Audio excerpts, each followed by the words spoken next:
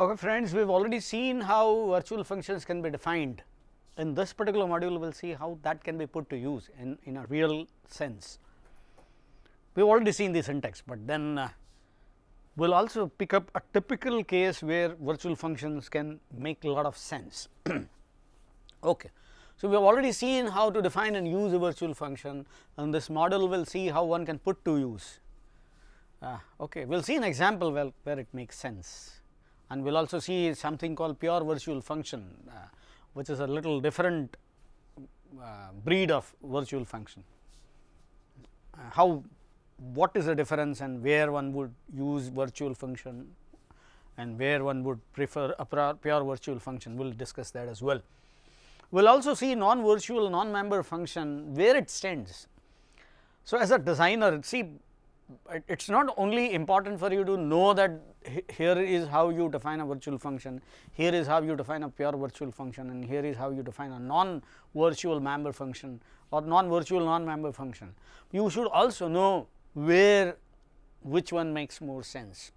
So, when you are designing a system, which will you make a member function, which function will you prefer to make a pure virtual function, and so on and so forth. So, we will throw some light on that part as well. Okay. So, we are taking a specific case where one really need a virtual function. Now, here is a case where we have a video program, a video game, where you are just moving along and there is an obstacle. Now, that obstacle is constructed on the fly, and we are going to talk about a case where the obstacle which is constructed on the fly is constructed containing 25 different shapes of some size and some type. Okay. So, it is very interesting challenge. Now, different types and shapes of obstacles are to be generated based on this base shapes, and here is where you can see that the virtual function makes a lot of sense. Okay. So, let us first of all see our definition of all the classes. We define a class called frame letter, but we need to refer to it. So, we have a forward declaration here. Okay. We have a class called point, where there is a constructor for that, and we have get x and get y, two functions to get the values of x and y, two coordinates. We are talking about a two-dimensional point, and we also overload this extraction operator for this thing, printing the point values. Okay. And it is actually get x and get y and just print those values. And this is something which I already have described. Video game needs random obstacle screen, which we are going to construct obstacles made up of random images, and these random images can be of any type. Okay. And that is the critical part. But images, in our case, we only restrict our images to 3 different types: triangle, rectangle, and a circle. Total 25 images used to construct a single obstacle. Okay. And now, the obstacle is defined as an object of class frame that we have already looked at. And we have a shape class, and from there we derive 3 different types of images, 3 different types of images: triangle, rectangle, and circle. Okay. And we also use a pointer to shape as a generic pointer, okay, to point to any one of those 25 images, can be of any different types. Okay. So, this is the problem. Okay. Now, what is the solution? What we do is we define an array of pointers of shape.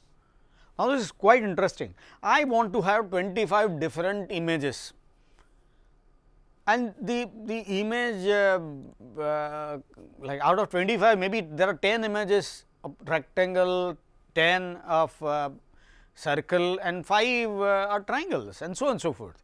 And which one is which, we don't really know. It is kind of a random mix that I am going to have. How will I represent such a structure? So, here the advantage is that I will define a pointer to shape 25 element array containing all pointer to shape will do for me. What I will do is I just get what is the first object, is a triangle, then I say new triangle. Okay. A1 new triangle equal to new triangle, A2 equal to new shape, A3 equal to A2 equal to new circle, A3 equal to new triangle again, and so on and so forth. So, depending on the user's need or the random decision making process, I will just call new, get that object, and the P shape will point to that object. Okay. When I actually will be drawing that obstacle on the screen, I need to call that draw function, and that is the reason why I will define that draw as a virtual function. Okay. So, that is how this process is done, and remember this draw will have to be virtual, because I do not really know A1 pointer draw is what. If it is a rectangle, then it will have to draw rectangle, if it is a triangle, it should draw triangle, and so on and so forth. So, it will have to be, that will have to be a virtual function, and here is a class shape, okay, and virtual void draw. Now, this is something we have already seen, so I do not think I should describe it before again. A square also will have void draw, it will not have virtual word, but it is, as I said already, it is assumed by default. So, it is there, okay. And there are a few other things of this square. In fact, for square what I need to get is a left bottom as a one point, and then the length. I will be able to draw that entire circle. For point I need x and y coordinates. For square I need a left bottom and the length, good enough, okay. And triangle I need 3 points, okay. Using these 3 points I can draw the triangle. So, I am doing it. So, he is a constructor for triangle. So, this so far so good, simple. Circle class I need a center and the radius. Once I get a center point and the radius, I will be able to draw that circle. So, again I have a virtual function here, draw, okay. So, try to understand what we have already done. We have shape class,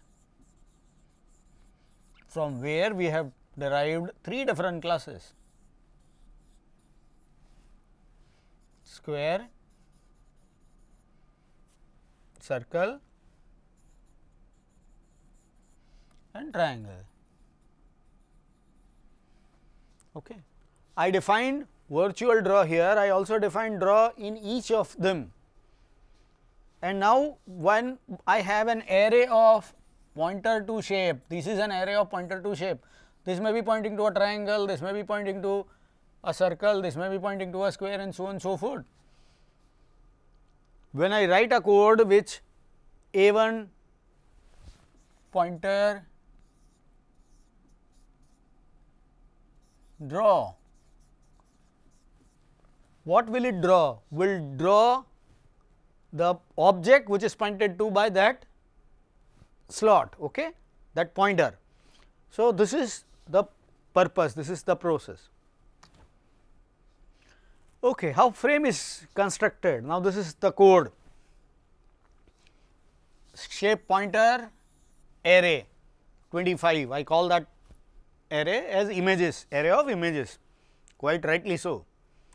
And here is a frame constructor. Now, please understand, I need some random values, because I like to fill that array with some types of images and some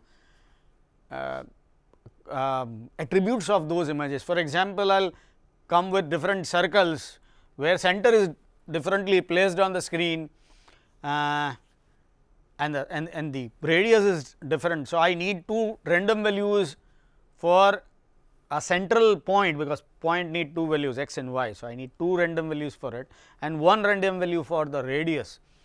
Similarly, triangle I need 3 different points, okay. So, 6 different random values, and for square I need 2 random values, 2 random values for the left bottom point and 1 random value for the length.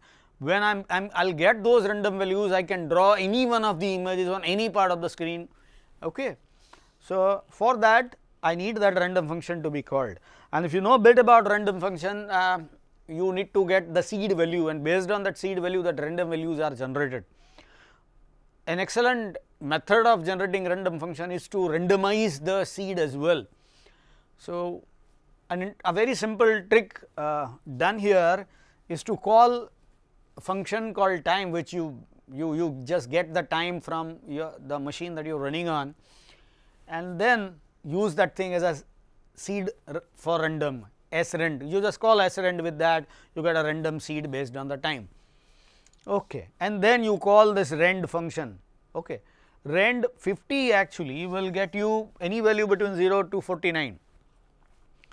So, what you do is, so for 25 images, now this is the array, you already have this array, p shape array is already defined.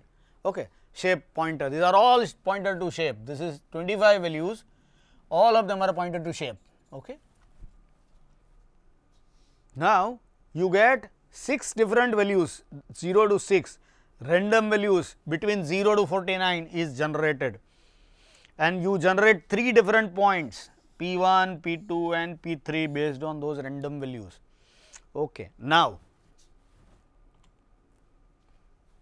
what you do? Now again you generate one more random value between 0, 1 and 2. Now if it is 0, so now this is again random, so it is a triangle. This is 1, so is a pointer, the array that we were discussing about, the first pointer is triangle. If the second one is value 1, then it is square. The third one, so it is third is a random value is 0, again it will be triangle. The fourth one, it is 2, then a circle, and so on. So, for all 25, this each case will do what? Will pick up any random value 0 and 1, 2, based on that we will decide the image to be displayed, and then pointer is made to point to that after calling new with specific values which are again random. Okay. And now, this is an interesting thing, this is draw function of the frame class. Now, please understand, our hierarchy does not include frame, our hierarchy is shape and 3 classes derived from it. Frame is a different class which embeds all these different types of objects. So, this draw function is neither inherited from it nor it is the same. So, it is not a virtual function, it is a normal member function of frame class.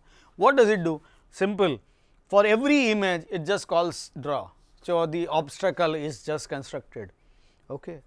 And because draw is a virtual function, wherever image is pointing to, that particular object is drawn at this point of time. Okay. So, the process includes using rand and srand function. Rand function will get you a random value, srand will set that seed value. Remember, if you keep the same seed value, the sequence of the random number generation will always be the same. Okay. So, that is very critical for you to understand, and that is the reason why we use srand with time value. So, whenever you run, you get a different value and you get a different type of obstacle. Okay. And what we do is we just fill array with random images, we just make it pointing to them. We just need to draw them, and actually the obstacle is to be drawn. Okay.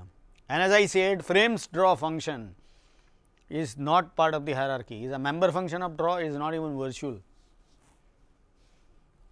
And frames draw function calls every image, is in a loop, it will calls the draw a1 dot draw, a2 dot draw, a2, a3, not dot pointer to, all of them. Okay. So, it will calls all those draw functions, those draw functions are virtual functions.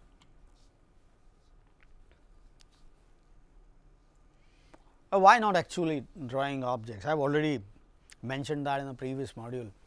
Because if you want to draw something specifically, you need to have a specific compiler for specific operating system, which we do not want to have. And obviously, here without drawing it, will just say that these are the values and the shape is drawn or circle is drawn. It is good enough for us to understand the functioning of virtual function. We do not really need to draw the function, and also simplifies our code. So, here are the reasons why we have not gone for the actual. What we need to do is, we just define a frame and just say the frame draw and our job is done. All 25 images are randomly drawn on my screen in form of an obstacle. Okay. When I am using virtual function and doing something like this, it is called object oriented programming. Now, this is different than object based programming that we have already seen before. Object based programming was about using templates, function template and class templates. Object oriented programming is about choosing a function to call at runtime based on where my pointer is pointing to or where my reference is referring to. Now, these are different things. Object based coding, everything is resolved at compile time and you have no runtime overhead.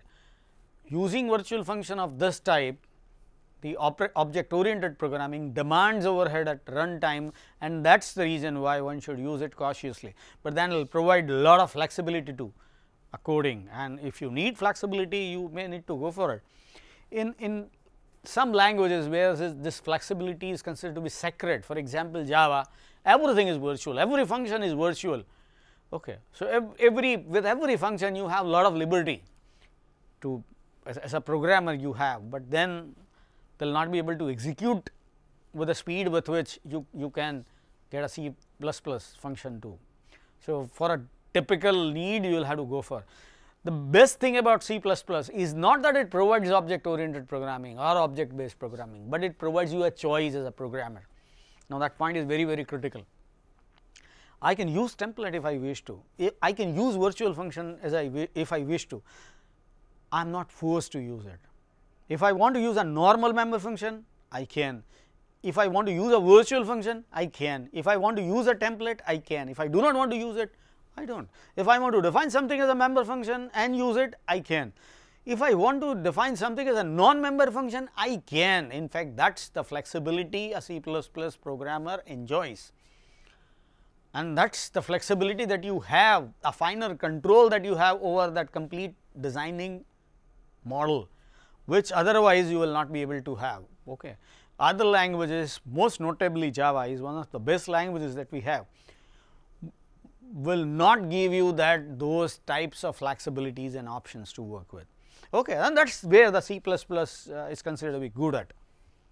Okay. In our case, what we do is we just use a base class pointer, but here is what C++ does like Java. Function is a virtual function. There is a pointer which points to the base class, and whenever it is made to point to some other object of the hierarchy, depending on where it is pointing to, a typical function will be invoked, okay, based on that value. Okay. And you can write that code. For example, our case draw, you based on the object you can define draw, specific draw, and use it. Okay. So, that you can do. Object specific work, drawing a specific object is an example of object specific work, can be incorporated as a virtual function. The advantage is that I do not need to worry about where my pointer is pointing to, okay, and I can execute. The example that I have already given clarifies probably what I am trying to convey. Okay. Now, what is the other advantage of this object oriented programming? Suppose if I have one more class called hexagon added to this hierarchy. Okay, what should I be doing? Remember our code, I am getting some random this thing. I need to have one more case for hexagon and just call draw, 2 statements, done. I do not need to do anything. When whoever has designed hexagon class will contain the draw which he wants, and that is enough for me. Now, here is another point which I would like to clarify, is called designer and user issue. Somebody who has designed this hierarchy, somebody else would like to extend it, would like to use this thing further, would like to add a class to it, and would like to consistently use that class, then he will be given some requirements, like you will have to define a draw function in your class according to your need, and you will have to just do it, that is all. If I do that, see, if I am constructing all these classes as well as the frame class myself, and I provide that thing to somebody else, should I give him my source code? I do not need to.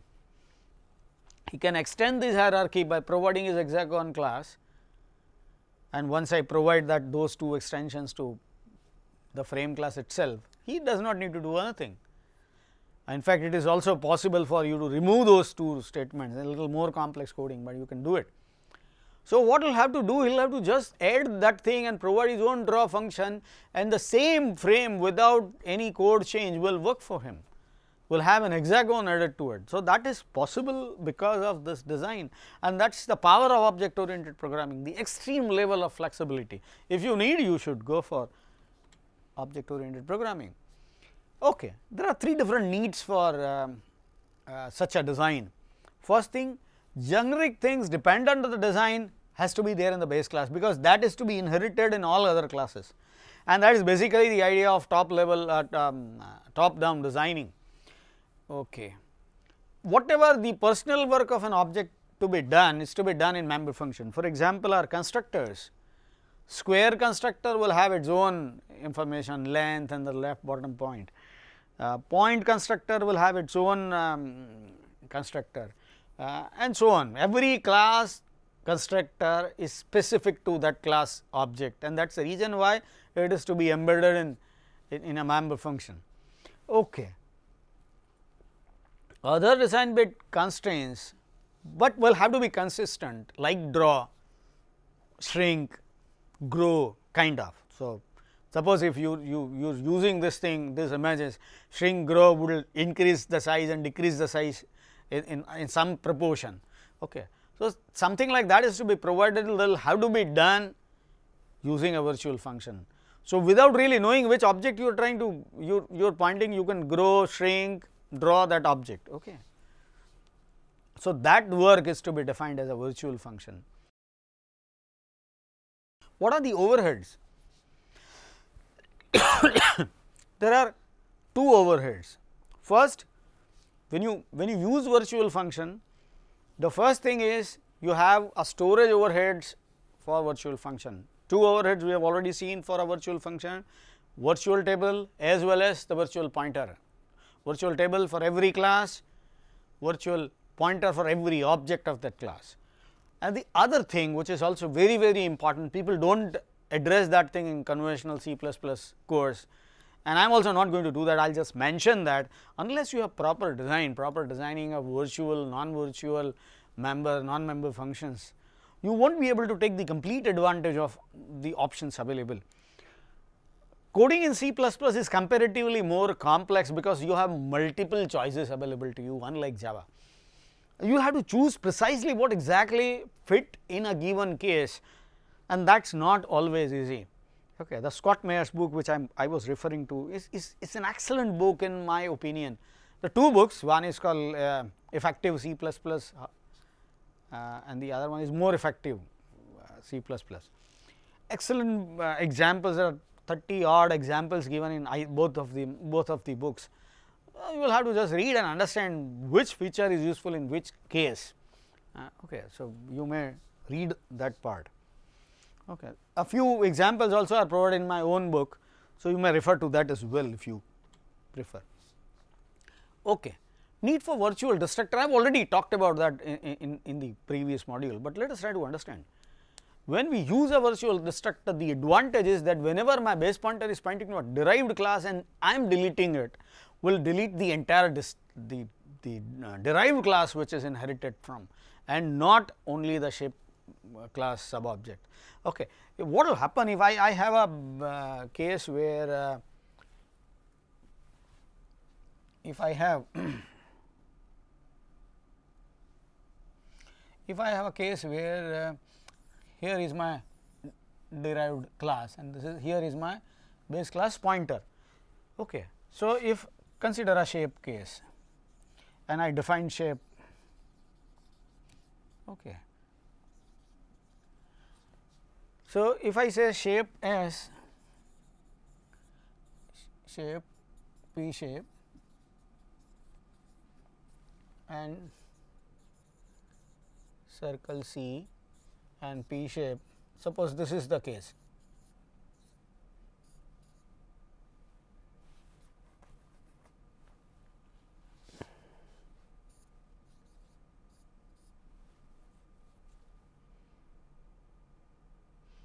P shape equal to, I just say that new circle, something like this, or I will say that P shape equal to C. both of them will work. If I write something like this, later on if I say delete P shape, what will it delete? Will only delete the shape sub object of this circle object that is just created, or C.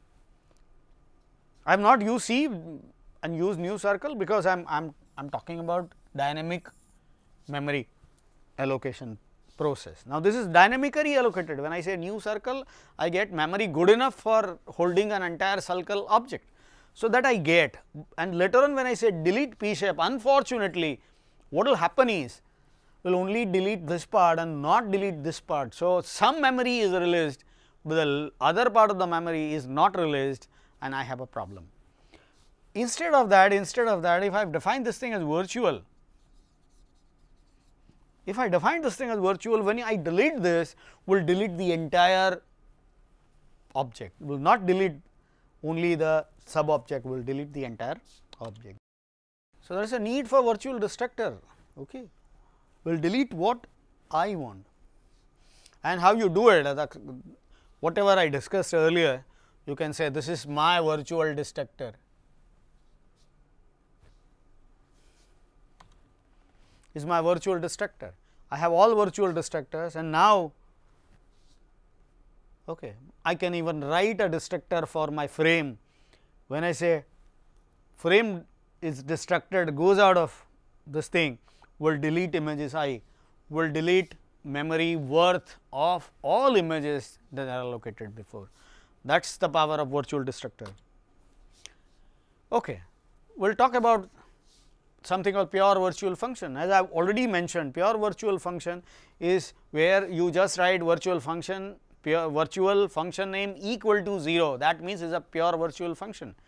The difference between virtual function and pure virtual function is not a very different thing. Here you can see that virtual void draw equal to 0.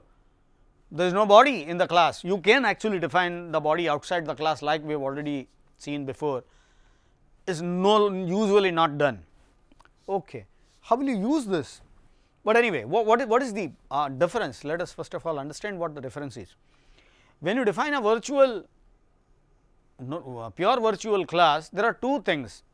First, the class will not have any objects, and such class is known as an abstract class, and usually in top down design, bottom up design, sorry, usually the class, the base class does not have an object. So, it is not a big deal actually.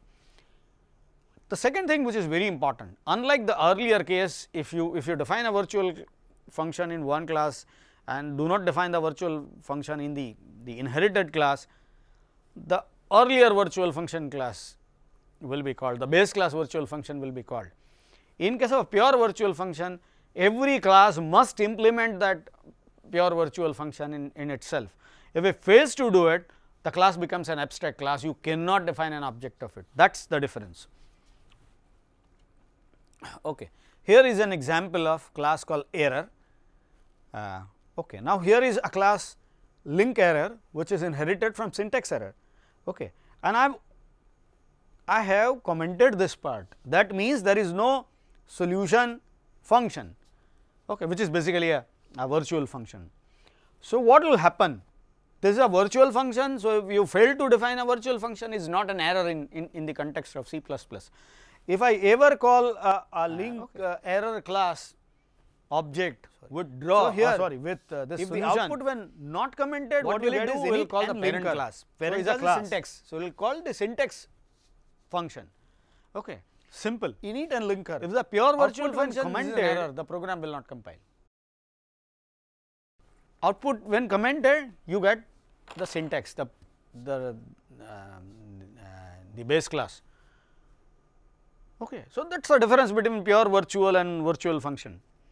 The advantage, see, pure virtual function for our case like draw, pure virtual function is a little better choice.